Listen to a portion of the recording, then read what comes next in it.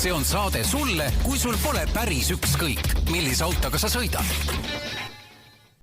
Tere kuulajad, Autotund on tagasi ja stuudios Tarmo Tähepõld, Margus Pipar Geenius uudisteportaalist. Ja täna me ei võta läbi mitte ühtegi kommunaalteemat, vähemalt mitte kodumaist, ei ühtegi probleemi liikluses, ei räägime valimistest, vaid tuleb põhimõtteliselt reisijutt ja reisijutt tuleb Hiinast. Oleme rääkinud palju Hiina autodest, kõik räägivad kogu aeg Hiina, pole seal varem käinudki. Margus Pipar sai nüüd käia 11 päeva koos reisimisega, ühesõnaga pika Hiina ja ikkagi suhteliselt autoteemalise, sest et see kutsujaks oli siis Chery. Just Chery, mis on siis Hiina väga suur autotootja. Nagu nad kõik on, aga ta on siis üks... Ta on seal ikkagi päris ees, üks suurematest. Ja asi siis, et kas Chery tahab tulla ka siia või? Jaa, Chery jõuab oma autodega peagi Baltikumi ja siis üritus oli niimoodi, et põhimõtteliselt kutsuti kokku sinna ligikaudu 3000 külalist üle maailma ja Chery korraldas 3000. Aga kas seal oli nagu tavaliselt need autoüritused on nagu mingi lainetena või te olite kõik 3000 korraga? Korraga.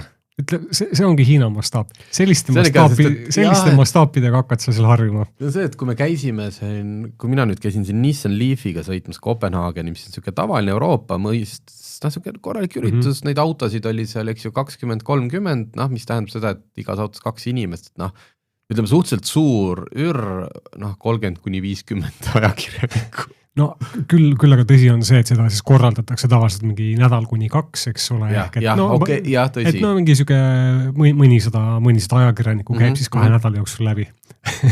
Aga Chery konverents oli, see oli 5 või 6 päeva ja 3000 inimest külalist üle maailma.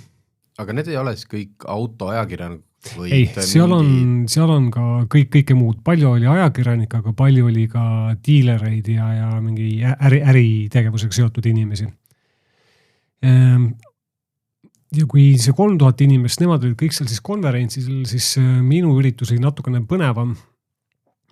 Sõitsin Hiina mõne päeva varem ja läbisime siis 1500 kilomeetrise roadtripi. Mis on? Et seda täpselt mina mõtlesin, kas sõitsite nüüd 3000 käsi seda roadtripi, nii. Roadtripil oli 9 autot, igas autos oli 2 ajakirjanikku ja 2 kohalikku. 3 pikka päeva oli siis see roadtrip kokku umbes 1500 kilomeetrit ja siis jõudsime linna nimega Wuhu, mis on Chery kodulinn, kus on ka metsikud tehased ja arenduskeskused ja kõik midagi. Kui suur see Wuhu on? Wuhu on meie mõistes väga suur, 3,5 miljonit elanikku, aga Hiina mõistes on ta selline tagasihoidlik linnakene. Põlva. Enam-vähem. Aga mis autodega, et kas sul see 1500 sa läbisid ühe või oli kogu aeg vahetasid? See oli 3 autot, kõik olid pistikhübriidid. Mudeli nimed olid neil siis Tigo 7, Tigo 8 ja Tigo 9. 3 autot nendega sõitsime, aga Chery valikus, need on siis ka need autod, mis nüüd esimesena Eestisse jõuavad. Aga Chery valikus on, ma ei tea, 5 või 6 või 7 marki. Igal margil on oma mudeli valik. Aga need Tigod, nende nimi on ikkagi Chery. Et kui nad tulevad siia, siis need on Chery nime. Need on Chery, jah. Kuidas see Chery, me oleme näinud siin kõik seda püramiidi Hiina 109 autotootjast, kellest paljud on, kuuluvadki üksteise alla kõik. Et kuskil seal üleval pool on mingid püüdid ja Yangwangid ja all on päris siukene, all on päris prügi, et kuhu see Chery selles nagu võiks asetuda? Chery on hinnanguliselt selline keskmine, et ka Chery enda valikus on siis marke, mis on sealt on hoopis kõrgemad ja luksuslikumad. Aga Chery teeb sellist, ütleme, nende autode põhjal, millega meie nüüd sõitsime, niisugune korralik, ma ütleks, et nendest Hiina autodest, mida meie näinud oleme, pigem üle keskmise Hiina autod. Okay. Et viimistus väga korralik, mis mind nagu tegelikult kõige rohkem üllatus nende puhul, nad olid vaiksed, nad olid mega vaiksed autod. Ja kui meil ühel päeval oli siis võimalus neid nagu lähemalt sealt vaadata ja igale poole katet alla piiluda ja ongi müra summutus oli nagu mega tähelepanu pööratud, et väga, väga põhjalikult tehtud. Millal nad siia Baltikumi jõuavad, sest ma arvan, et selle jutu peale me võtame ühe selle Sherry Tigo ja hakkame vaatama ka ja, kas siin on katete alla, kas ka siin on, sorry, ja see skeptik, okei, siin on kerge Hiina skeptitsism, aga see võib olla ka paljude tavatootjate, sest me mäletame, on ju Chris Harris kunagi läks ju Ferrari'ga ikka aastateks tülli, sellepärast, et ta lihtsalt ütles, et kulge, ütles selle välja, mida paljud teavad ja kahtlustanud, et Ferrari saadab testidesse alati nagu teha, sest mingi palju paremaks tehtud auto. Mitte reaalse selle auto, mille sina poestustest saada. Kuigi ma tahaks teada, et tahaks proovida, et milline on nagu kehv, teha see seades Ferrari ja siis see testijatele saadetud Ferrari. Et nagu...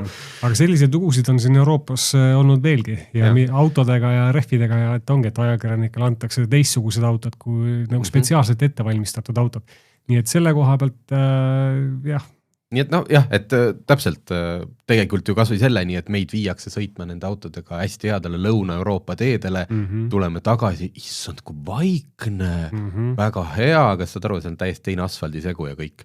Nii, Sherry Tigo vaikne, kas need pistikhübriidid on need ka ilmselt juba selliste suurte akudega? Tead, sellega on selline huvitav lugu, et metsik korraldus, meeletult rahvast, kes seal nagu ümberringi sulle sibis kogu aeg. Sibas. Aga autode kohta infot 0. Ja sa küsid nende käest, nad vaatavad sulle suurte silmadega otsa, ütlevad, et jah, et ma uurin selle välja, ma annan sulle teada. Ja nüüd täna mul õnnestus saada nagu ehk siis 2 nädalat peale esimest küsimist õnnestus mul saada nagu esimene infofail.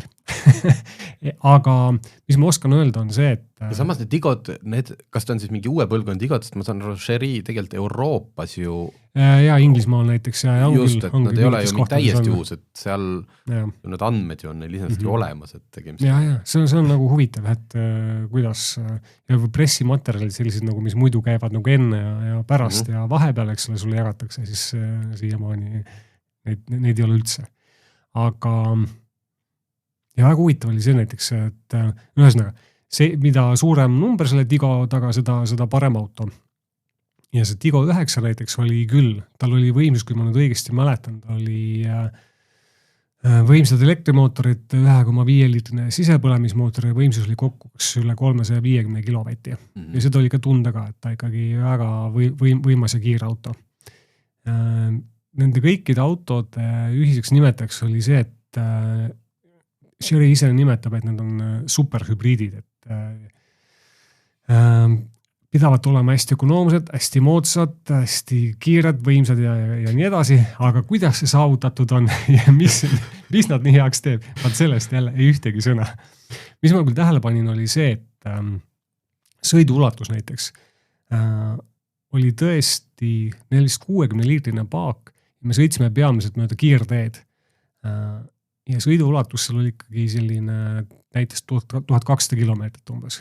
Ehk et ökonoomsed olid nad küll, seda võib öelda.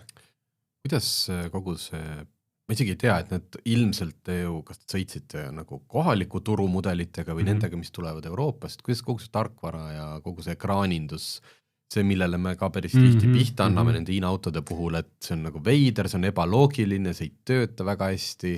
Kuidas need tundusid? Sellega oli niimoodi, esimene asi muidugi see, et Hiina autod, kas sa vaatad Sherrysid, sa vaatad Sherry kallimate markide, kõige uhkemaid mudeleid või ka tänava peal autosid, siis nende kõikide peaaegu kõikide ühine joon on see, et neil on üks suur keskekraan, juhi ees väike ekraan ja nad on kõik ühe lauaga löödud.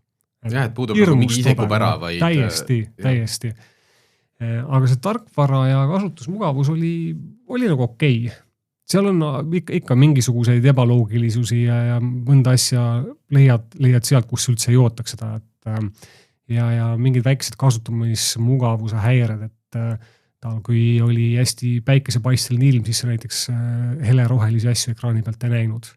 Pimedas ja hämaras ei saanud üldse aru, et võiks mingi probleem olla, aga valges täitsa null.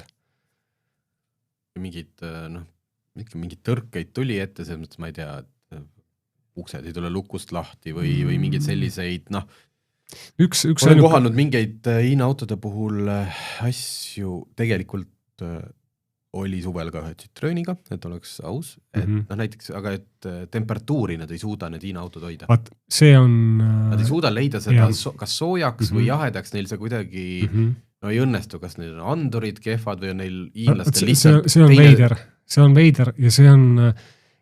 Meil oli nagu seal väga okei ilm, selline 15 kraadi sooja, kus nad ei pidanud eriti vaeva nägema.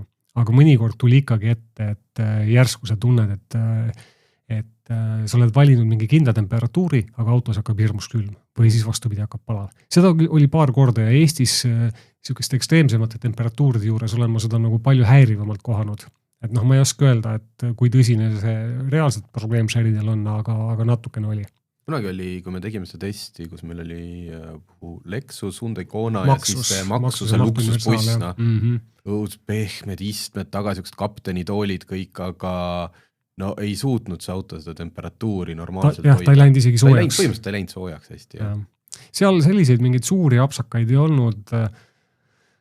Kui siis, esimesel päeval oli kohe alguses peale paarisaja kilomeetrist sõitu ja üks auto jäi tanklasse, sellepärast tegime lihtsalt pausi, aga jäi tanklasse sellepärast, et avastati, et jahutusvedelikku on liiga vähe. Aga pärast seda järgmised 1200 kilomeetrit või niimoodi, siis rohkem ei olnud midagi. Et see oli põhimõtteliselt ainuks sõidukogemused, mis sa said seal mingit, või oli teil mingeid testipäevi veel? Oli üks testipäev, aga see oli jälle selline, seal koha peal korraldus lonkas, et tehti slaalomisõitu, tehti pidurdamist ja kiirendust, aga need kõik olid sellised umbes 30 meetrisel rajal. Sa tegid selle ära, jäid seisma, siis hüppas üks poiss sulle tahvelarvutiga ninal ja ütles, et palun nüüd analüüsi, et kuidas sulle see auto meeldis, anna hindeid skaalal 1-5 selle ja selle kohta. Okay. Siis vaatasid talle pika kurva pilguga, ütles, et mine ära, et ma ei oska sulle mitte midagi rääkida. Tead sa, mis on selliste Sheride hinnaklass? Ilmselt sulle ei ole öeldud, mis see Eestis maksma hakkab, mis ta seal Inglismaal või kus? Ma oskan, umbes ma tean. Huvitav on muidugi see, et mis autod Hiinas maksavad. Et Hiinas on autod ikka väga odavad. Et seal... Kas see on päriselt? Ma tean, sa mulle vahepeal saatsid mingit hindu ja siin teised, seal oli Eestist oli ka Tõnu Ojala ja oli ka lätlasi, näed nende sotsmeediat, aga kas... kuidas seal on, et kas see hind väljas, eks vaata USAs on ka, et kui sa lähed vaatad mingit MSRP hinda, siis tegelikult sinna võib osa riigiti lajatada mingi maks ja siis tuleb mingi maks, et kas need hinnad, mida te jagasite seal sotsmeedias, kas see on nüüd see, mida inimene maksab? Te ei tea? Jah, meie saime küll niimoodi aru, et see, mida seal hinnakeerades näidati, ongi see, mis sul tuleb välja käia. Ja seal on, suurusjärk on umbes niimoodi, et sa võid need meie hinnad umbes poolega jagada. Ehk, et kui siin maksab Ora, eks ole, näiteks väike elektriauto, kujutan ette praegu suurusjärgus 25 000 25, 27 ja oleneb see aku suurus. Seal oligi umbes 13 000 oli. Okay. Suuremad autod ka, et kui meil siin Riia auto näitus näidati mingid hirmus suuri ja võimsaid džiipe, mille hind oli seal üle 100 000. No oligi, jällegi, täpselt pool odavam. Aga Sherid nüüd... hinnaklass jääb seal lihtsamal autol, ka superhübriidil, millel ruumi ja kõik, tegelikult täiesti okei auto oli kuskil 30 000 eurot ja Tigo 9, siis see kõige suurem 7-kohaline korraliku viimistus ja hästi hea varustusega, see oli siis alla 50 000. Et tegelikult ikkagi täitsa okeid hinnad. Aga huvitav, et nagu ainult pistik hübriidid, et kas miks teile sellepärast, et see pikk road trip, et kas neil elektrikaid ka muidu valikus on? Või? On. Seal on, meil küll ei räägitud nüüd seda, et kas Eestisse kas Sheri enda elektrikaid tuleb, aga põhimõtteliselt on ikkagi niimoodi, et Hiina autoturg elab ikkagi ka kohalik, peaasjalikult elektrimudelite peal. Ma ei tea, sellest Sherist praegult rohkem vist, tead, 500 kilti sõitu, aga noh, kui sa sirgelt kiirtee peal sõidad, siis no, kuidas liiklus oli? Hakkame siis vaikselt nagu Hiinast rääkima, et kuidas see liiklus siis oli? See oli huvitav. Esimene huvitav asi oli see... Kummal pool nad sõidavad? Õigel pool. Ehk siis nagu meie. Samal, aga huvitav asi oli see, et kõigepealt tändsime mingeid ankeete ja iseloomustasime ennast ja oma tööd ja nii edasi, eks ole. Te saite sotsiaalse skoori või pärast? Võib-olla. Neil on, endal on see sotsiaalne skoor, kui hea kodanik oled. No ühesõnaga, sellest võis jääda mulje, et me oskame sõita. Aga kui me kohale jõudsime, siis selgus, et kohalikud olid täiesti veendunud, et me ei oska üldse sõita. Linnast välja sõideti kõigepealt niimoodi, et kusjuures meil professionaalsed juhid olid kaasas, igas autos oli proffjuht ja siis kontaktisik, kes nagu reaalselt inglise keelt oskas. Meie juht oli siis, kes muidu Hiinas sõidukoolitusi läbi viib. Tema sõitis linnast välja ja siis läksime meie rooli ja suundasime kiirteele. Eks te ei suutnud neid ümber veenda, et tegelikult me oleme paar korda elus roolis olnud ja oleme ka välismaal roolis olnud ja nad ei uskunud teid. Ei, nad ei uskunud lõpuni. Ja siis asi hakkas niimoodi, et mulje selline, et hiinlane on vist maailma kõige korralikum autojuht, sest kõiki reegleid tuli jälgida nagu, mitte midagi ei tohtinud rikkuda. Kui on kiirus 90, siis 92 juures hakati juba karjuma, et oot, nüüd võtta moogu maha ära, nüüd rohkem pane. Akent ei tohtinud lahti teha, sest see oli väga, väga ohtlik. Hakkasid möödasõitu tegema või tagasi reastuma, siis pidid rangelt ära ootama, kuni pidev joon ära lõpeb. Ja siis mõtlesin, mis nüüd siis toimub, et kas nad on tõesti nii korralikud, et ühtegi reeglit rikkuda ei tohi. Siis võtsin natukene veel ja siis hakkas nägema, et kohalikud rikuvad kõiki reegleid. Lihtsalt olid ilmselt need meie saadjad siis. Neil oli tehtud nii kõva ajupesu, et nad jälgisid ülihoolikalt, et mida me teeme ja silmist peegeldus teinekord siiras hirm, et nüüd me tahame neid ära tappa, kui me 95 sõidame 90 alas. Mida nad siis võisid nagu see, et te lähed tagasi ja et te jumala hästi kirjutaks, et Hiina liiklus on tohutu kaos ja sõitsime 120-ga ja... Tead, nad ikkagi pigem arvasid, et me ei oska ja me ei saa, sest kogu aeg oli jutt, et it's very dangerous, please don't do that again. Ja nägidki silmis, nägid hirmu, et nüüd hakkab kohe midagi halba juhtuma. Või siis jälgisid... Ümbritsev liik, kas... Ma saan aru, et kohalikud tegid seal, ületasid pidev jooni, aga oli siis seal ka mingit sellist aasialikku hullumeelsust, et nad kartsid, nad sellist, et reeglid tekivad koha peal, et kohalikud oskavad üksteise silmist lugeda, eks ju, kes kuhu läheb. Ja... Oli nii ja no. Aasialikku hullust näeb kõige rohkem rollerijuhtide puhul, sest neid, ütleme kuskil siin 10 aastat tagasi 10-15 aastat tagasi Hiinas oli väga vähe autosid eraisikute käes ja sõidetigi peaasjalikult rollerite ja jalgratastega. No ja rollereid on seal endiselt mega palju, linnades just. Ja nemad teevad küll täpselt seda, mida nad ise tahavad. Et sõidavad sõidurajad, sõidusuunad, valgusfoorid, ei huvita kedagi, aga samas nad ei kihuta. Ehk et nad saavad seal väga hästi hakkama. Mis mind võib-olla kõige rohkem üllatus oli see, et kiivriks seda kantakse vähe, aga nad ei kasuta tulesid, lampe. Täiesti kottpime ja rollerid, neil on lambid olemas, nad ei pane neid lihtsalt tööle. Vaat see oli imelik. Aga see kiirdeliiklus... No, lõpuks oli selline mulje, et seal ei ole nagu sellist hullumeelset kihutamist või selliseid väga riskantseid manöövreid ei tee keegi. Aga samas reegleid ei jälgi ka keegi. Ehk et alguses ei jälle mulje, et kas siin nagu on süsteem on vastupidi, et aeglane sõidab vasakus rajas ja kiire parempoolsel rajal. Ei, on nagu meil, aga lihtsalt kõik sõidavad nagu jumal juhatab. See on nagu, kui ma 2 korda olen Los Angeles'le kandis, Ameerikas on ka see tegelikult kohalikud seal nii-öelda auto podcasterid ja need kogu aeg ikkagi räägivad, et siin seal osariigis viidi juba sisse see, et nagu left või vasak rida, kui sa seal lihtsalt pargid või nagu aeglaselt sõidad, siis juba saab traffi selle eest, et peame ka, et vaadake, kus ikka Saksamaal, aga valdavalt USAs on see sama, et sõidetakse mööda igalt poolt, igast küljest ja siis sa oled seal 5-realisel kiirteel, see viisaka eurooplasena ja siis püüad seal nagu vaadata ja ellu jääda, et päris... Lõpuks isega sõitsid täpselt seal, kus nagu sai. Ja, no eripärasid on veel. üks on muidugi see, et veokad on samamoodi ohtlikud, nemad sõidavad ka, kus tahavad. Nemad samuti ei pane tulesid tihtipeale tööle ja politseil, liikluspolitseil tundus sellest jumala ükskõik olevat. Meie sõitsime, üks hea näide oli see, et ühel hetkel me sõitsime need 10 autot kõik vasakpoolses reas, ühes rivis ja kõige parempoolses reas olid veokad, millest too hetk oli kõige tagumine veokas oli ilma tuledeta, oli juba pime ja ilma registrimärkideta. Nii, ja meie vahelt sõitis läbi politseiauto. Ehk et vasakul pool rikuti reegleid, paremal pool rikuti veel rohkem reegleid ja politseiauto sõitis tuimalt meist mööda, et ei huvitanud üldse. Aga ma tõesti geograafiliselt ei tea, kus Wuhu asub või Wuhu linn ise ja kõik see liiklus oli tihe, oli see nagu... Liiklus ei olnud tihe, liiklus oli tihe ainult Pekingi ja Shanghai ümbruses, et seal oli rohkem liiklust, aga muidu ei olnud, et hommikuid me nägimegi põhimõtteliselt ainult seal, mujal oli hea rahulik sõita.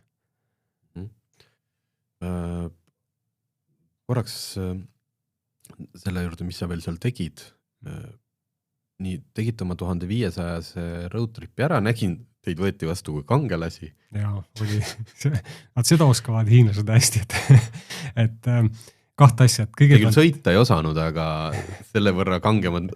Et kohale jõudsime ja siis seda rohkem olime kangelased.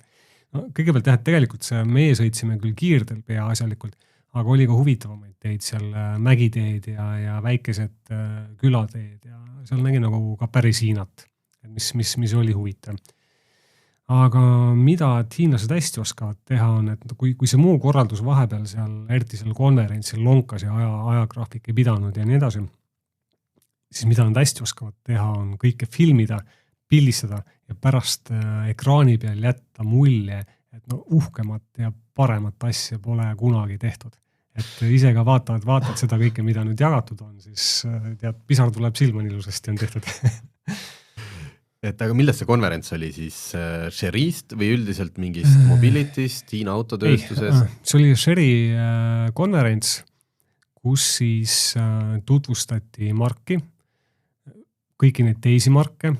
Küll oli niimoodi, et meie olime Chery külalised ja meile põhimõtteliselt räägiti Chery'st, aga seal Omoda ja Jaiku ja Ikar ja mis seal need muud margid on, neil igal margil oli veel oma ports külalisi, et need üritusi toimus selle raames, ma arvan, et paarsada küll.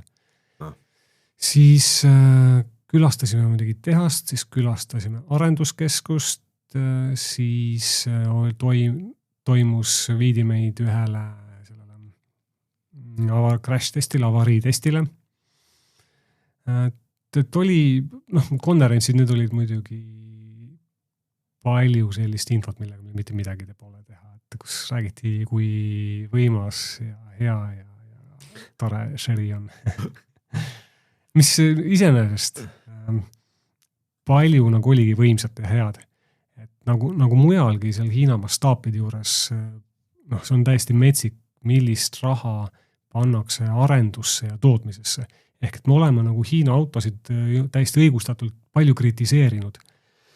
Aga kui sa näed neid tehase komplekse ja arenduskomplekse ja neid nimekirju, kes sul ka seal rääkimas käivad, et nad on üle Euroopa kokku ostnud, Hiina viinud meeletul hulgal inseneri jõudu. Kõikidest suurettevõtetes siin, kes iganes siin Euroopas ja ka mujal ja Jaapanis toimivad, et sealt on ajusid võimsalt kokku ostetud ja kuna neil on nii palju raha, siis nad suudavad ise arendada ja tähelepanu pöörata kõigele, et tegelikult on niimoodi, et ükskõik mida Euroopa tootjad praegu seal näitavad ja räägivadki uut asja, siis hiinlased teevad kõike seda ka ja kui siin töötab võib-olla igal autotootjal loetud number insenere, siis Chery rääkis seal tuhandetest inseneridest. Iga projekti peale pannakse mega suur hulk inimesi tööle. See on nagu natukene siis ju veider, et kui need autod meil siia jõuad, et kuidas meil ikkagi nii palju nagu siis jama on, eks, virisemist nende kallal, selles mõttes me ju ei virise alati lihtsalt selle pärast, et Hiina auto ja nüüd me paneme sellise mütsi pähe, et me tahame vaid me ei ole ju, eks ju, perfektsed ja et on nagu öelda küll, aga ilmselt siis arengukõver on seal natukene nagu veel... Nad hakkasid lihtsalt väga hilja seda tegema. Nad on ju võib-olla paljud autotootjad, keda me täna teame, ongi seal võib-olla 10 aastat vanad või 15 aastat vanad. Et nad reaalselt hakkasid nagu päriselt autode arendamisega tegelema nii hilja, et nad ei ole lihtsalt jõudnud veel. Et, ja noh, nagu me oleme ka näinud, paljud need uhked asjad, millest räägitakse, et kui nad kohal jõuavad, ka need ei ole veel päriselt valmis. Aga saadetakse tagasi ja seal on nagu selline rahavägi on taga, et noh, tuleb sealt müts maha võtta ja tõdeda, et edaspidi ilmselt hakkavad sealt need põhiinnovatsioonid tulema. Mis seal, kui sa ütlesid enne, et noh, ikka sõitsite ka läbi külade, ma saan aru, et teid rooli küll ka külades ei lubatud, sest ka see on ohtlik, eks ju. Very dangerous, saime hästi selgeks. Aga mis seal siis, ütleme, autopargi mõttes silma jäi? Me oleme kuulnud kõik tohutust elektrifitseerimisest nii, aga no, kas nad tõesti läksid siis rollerite pealt otse elektriautodesse või on, kas sellist kihvti auto, isegi võib-olla mitte kõige head autod, aga et nagu sellist kihvti täiesti teistsugust automaailma ka õnnestus näha, mingit kohalikku veidrusi ja Üldiseloomustus on tõesti see, et autopark on väga uus ja mida suuremas ja rikkamas kohas oled, seda uuem ta on. Et põhiline on elektriauto, põhiline on linna Jeep, aga palju on ka sellist madalat sportlikku sedaani, põhiosas ikkagi elektrilist. Ja mida kaugemale sa suurest linnast lähed, seda rohkem on endiselt rollerit. Ja vana autot ei ole, tõesti ei ole, et aastast 2010 väga harva sa näed nii vanu autosid. Ja sellel on nagu mitu põhjust, üks asi ongi see, et varem inimestel ei olnud võimalust autot osta. Nüüd on järsku see plahvatus käinud, et autosid ostetakse ja tehakse ja nad on inimestele kättesaadavamad.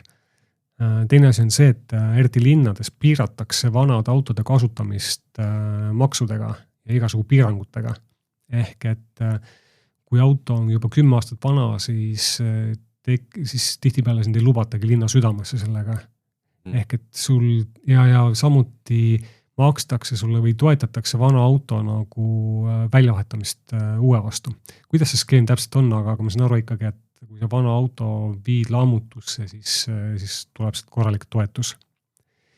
Nii et autod on uued, peaasjalikult elektrilised ja peamiselt ka kohalikud, mõne erandiga. Näiteks kõige levinum lääne mark on sulle Volkswagen. Sest Volkswagenil on juba hästi ammusest ajast Hiinas oma tehased, küll mingite kohalike tootjatega üldiselt enamasti nagu kahasse või koostöös. Aga Volkswagenit on seal hästi palju. Ja kui muidu on võimutseb Hiina auto, siis Shanghai ehk siis Hiina selline ärikeskus, kus sa tõesti näed, et raha on mega palju. Siis seal on pilt on natuke läänelikum ja seal on palju väga kallist Euroopa autot. Aga jah, maapiirkondades ikkagi enamasti, aga jah, rollerid ja mis on huvitav asi on see, et rollerid, isegi kui nad näevad vanad välja, on samuti elektrilised. Väga vähe nägime sisepõlemismootoriga rollereid. Et rohkem võib-olla 3-rattalised, millega seal kaupa veetakse, eks ole, aga sellised väikesed rollerid, millel on tihtipeale katus peal ja võib-olla ka seinad ümber, need on samuti elektrilised. Aga siis teede ääres on siis palju kiirlaadimisjaamu ka autode jaoks näha? Või on koduslaadimine? See on nagu huvitav lugu, et kui me neid nägime, siis nad tõesti olid suured, teinekord tanklates ja mõndaga linnas, aga arvestades seda elektriautode hulka, siis need oli nagu väga vähe oli. Et oleks võinud arvata, et need on nagu igal pool näha, aga ma arvan, et meil tanklatega samamoodi. Et kus need tanklad ja elektrijaamad või elektrilaadimiskohad, neil on kõik, seda ma küll ei tea. Kas kuidagi võtame natuke ikka püüame intriigi siin. Ilmselgelt ju, ega meie Euroopa autosõidud on ju ka täpselt samamoodi, et sõidule eelneb tavaliselt või järgneb, eks ju, asi, mida nimetatakse nagu briefinguks või esitluseks, aga eks me kuuleme ju seal ka alati, et nagu kõigem, et see uus, mis iganes mark, mudel, kus me oleme nüüd, saate aru, poisid, me oleme teinud sellise asja valmis, te pole sellist asja varem näinud. Kui palju teid seal siis nagu Hiinas niimoodi, teame, et see ühiskond on teistsugune. Nad on natuke teistmoodi harjunud asjadega, et kuidagi teie sõnumeid juhtida või teile nagu sellist, mis te ikka räägite ja kas ma ei tea, kontrolliti, mida sa kuskile postitad või öeldi sulle nüüd pandi ikkagi koduteele sõnad kaasa, et vot Margus, süüa pakkusime, nalja tegime, diplomeid andsime sulle mitu, et vot nüüd tahaks saada head sõnumit. Just, et mis sa siis räägid nüüd meie autost?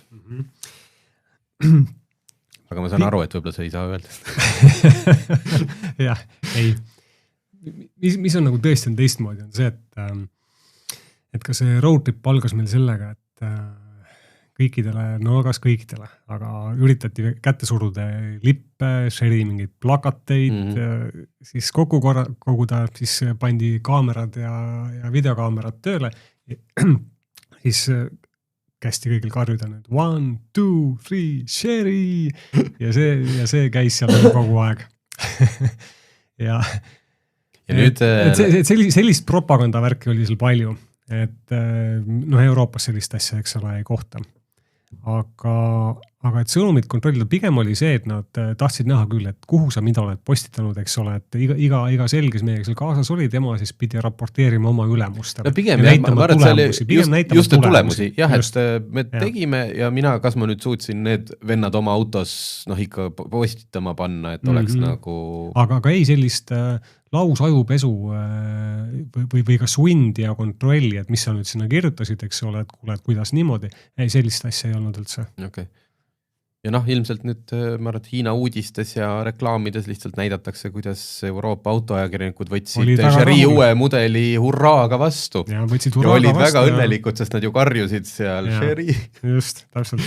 Ja ütleme, et kui Euroopa ajakirjanikud suutsid võib-olla veel nagu jääda selliseks vähe neutraalsemaks ja igal pool mitte kaamerate ronima seda autot kiitma, eks ole, siis seal oli neid külalisi oli igalt poolt Aasiast ja Aafrikast ja Lõuna-Ameerikast ja siis seal oli neid edevaid selle küll, kes nii kui kaamerat nägid, siis sinna ette läksid ja hakkasid rääkima, kui auto Sherry nüüd on. Ja muidugi neid videoid saab näha kindlasti igal pool, eriti seal, kus Sherryt nüüd aktiivselt müüakse ja eks ta on, et igast tekstist saab ju välja lõigata selle, mis sulle kõige rohkem meeldib.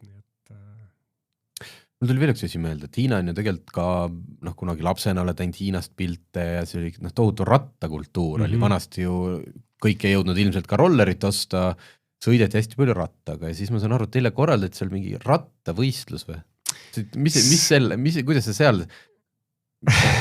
kuidas sul seal läks? Räägi ise. See on huvitav lugu. Ja see oli jälle niimoodi, et meil kästi seal Sherry, seal peamaja ees on mingi hästi suur väljak. Koguti kokku sinna, külalisi kokku oli 3000, aga pärast ma sain teada, et sinna siis koguti rattaga sõitma umbes 2000 külalist. Kõigil olid tuttued jalrattad hangitud sinna. Täisvarustusega. Elektrikad? Ei, tavalised. Kõik porilauad, lambid, kellad, kõik asjad, mis külge sai panna, korralikud rattad. Nii. Kõigile joped, kiivrid, kindad. Aga ilm oli jube külm. Nii. Meid kupatati vist 9:30 sinna. Mõtlesime, et okei, et küllap siis 10 on start. Ja mis edasi juhtus oli see, et siis 1,5 tundi peeti kõnesid.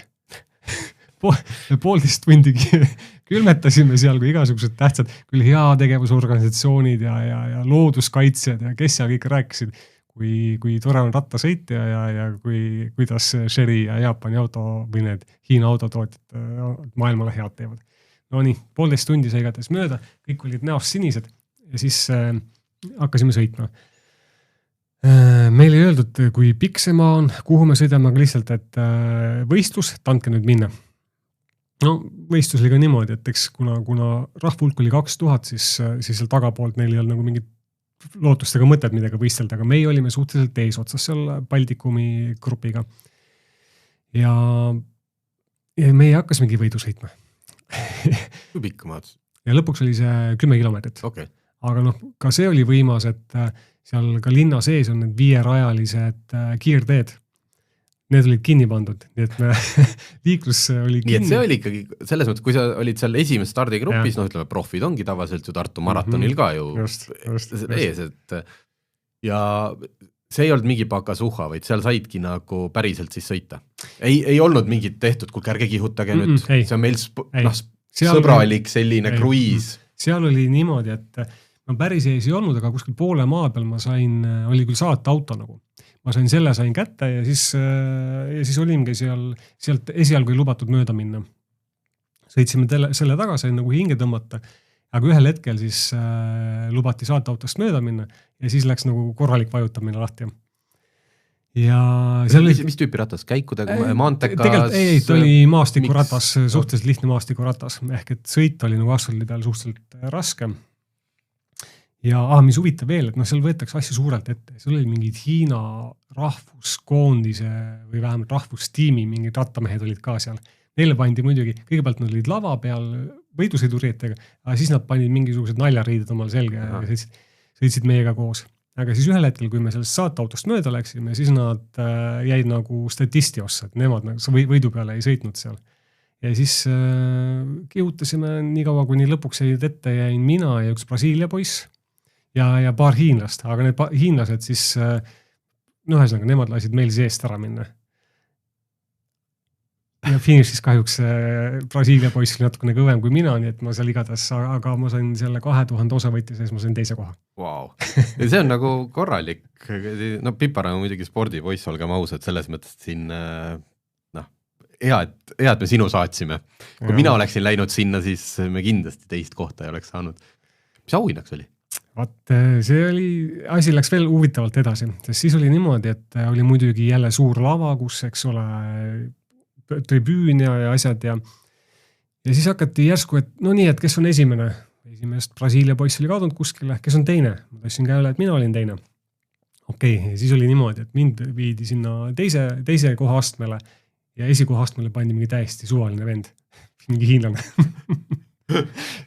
Tulid mingid tähtsad olud, surusid meil kätt, fanfaarid puhusid, anti medalid ja siis ma nägin, et kui fanfaaride laul hakkas nagu ära lõppema, siis Brasiilia poiss vaatas pika näoga kõrvalt, et kuidas see nüüd niimoodi läks. Aga auhinda ei olnud, ta oli ilusa medali sain. Kunagi olid ajad auto ajakirjanduses, kui ajakirjanikud läksid jälle esitlusele, siis tulid tagasi korraliku saagiga. Siin vaatad, käid reisidel praegultki, kellel on siin, ma ei tea, BMW jope ja kellel on kott ja ikka korralikult jagati nänni. Tänapäeval ma isegi oska kurta, et palju sul neid jopesid, minul muidugi ei ole ühtegi. Tänapäeval tegelikult Euroopa auto esitlustel me ei saa enam. Ja see nänni jagamise kultuur ühel hetkel nagu kadus ära. Et enne kord mingi väike asjake nagu... Ja mingi kombikarp või midagi, just. Aga enam ei ole. Kas seal... Said sa nänni ka või? See on meile ka midagi? Jaa, sain ja siingi on tegelikult, neil oli nagu väike tagamõte, et vaata hästi palju tehti pilti, eks ole. Et kõik siis oleksid Sherry jopedega ja Sherry särkidega ja nii edasi. Ehk et jah, mul anti kohe alguses anti Sherry jope ja siis rattasõiduks samamoodi kiiver ja rattajope ja rattakindad. Küll oli see meie kontaktisik oli natuke segaduses, et kui sõit ära lõppes, siis ta ütles, et jätke nüüd teie kiivrid sisse, et kui rahvas selle ära korreb ja siis pärast hotelli jõudes nägime, et kõik teised tulid kiivrid peas. aga jope ja mingid väikest pudi-padi sellist anti küll. Okei. Natuke veel üldisemalt, et Hiinas, muidugi, millega sa šokeerisid kallid kolleege ja kõiki oma sotsiaalmeedia tuttavaid, olid mingid võikad asjad, mida teid sööma sunnid. Et on seal võimalik 10 päeva niimoodi ka elada, et sa ei pea kanapäid sööma või mingid õudust. See on... Ma isegi need piltidele mõeldes, ma jällegi olen rõõmus, et ma saatsin sinu, mitte ei läinud ise. Sellega on niimoodi, et mida kallimates, juhkemates kohtades oled, seda euroopalikum on toit. Küll väga ühesõnaga Hiina toit, aga ka euroopalikku toitu saab seal. aga mida väiksemates ja odavamates kohtades sa käid ja meie seal oma road tripil nagu käisime palju sellistes tankla tüüpi kohtades, eks ole, ongi tankla ja siis seal on kõrval on tavaliselt suur maja, aga huvitav on see, et seal suures majas on üks väikene poekene, WC ja siis 10 toidukohta. Ehk et hiinlased tõesti, no toit on odav ja neile meeldib palju süüa ja toit on üldiselt hea. Vähem vürtsikas, kui ma oleks arvanud ja mida siis ühes väiksemas kohas sa käid, seda imelikumat toitu sa saad nagu meie mõistes imelikumalt.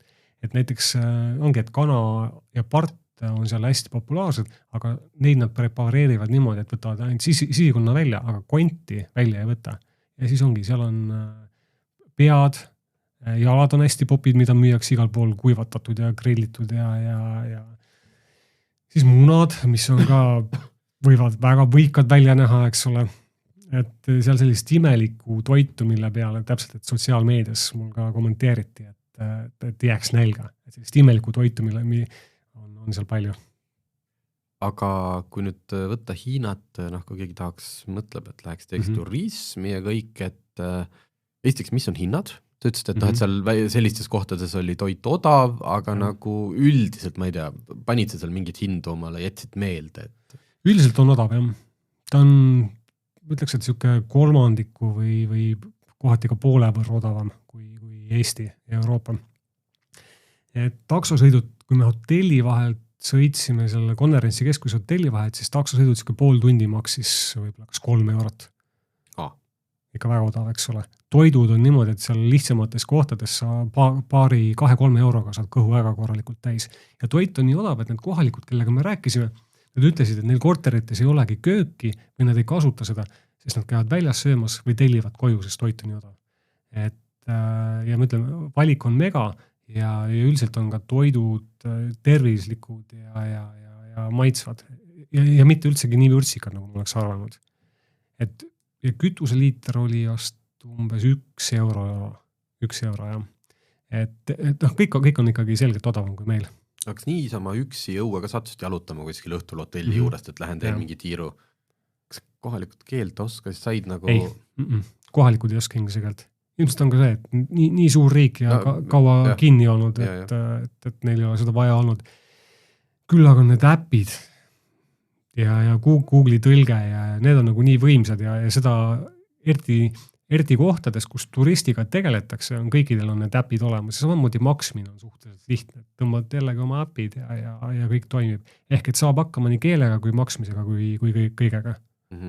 Ja vähemalt nendes piirkondades, kus meie olime, ei tekkinud kunagi ka mingit nagu tunnet, et oleks ebaturvaline või midagi. Et kohalikud teinekord küll pildistavad sind ja vaatavad, aga kõik on sõbralikud ja viisakad ja üks näide veel hindadest. Ühes asjasamas Wuhu's siis me ei olnud päris kesklinnas hotell, et tegelikult ikkagi oli üsna kesklinnas, aga seal väikseid selliseid tänavaid, kaubatänavaid oli ja seal näiteks massaažisalongid. Tund aega Hiina massaaži maksis 9 eurot.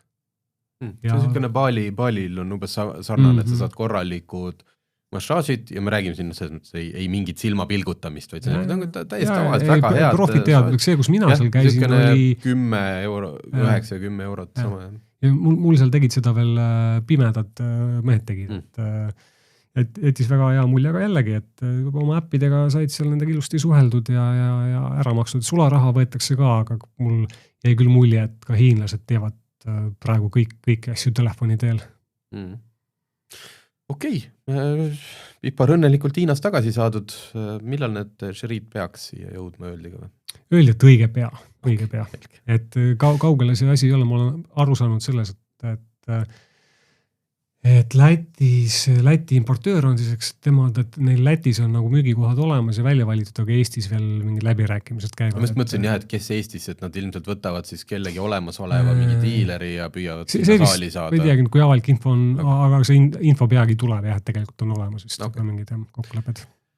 No selge, tore reisilugu ja ma arvan, et järgmine saade võib-olla saame rääkida siis natukene Jaapanist, kuhu ma lähen Tokyo Mobility Show'le vaatama, mis veidrusi seal näidatakse ja mida süüa pakutakse. aga kuuleme jälle.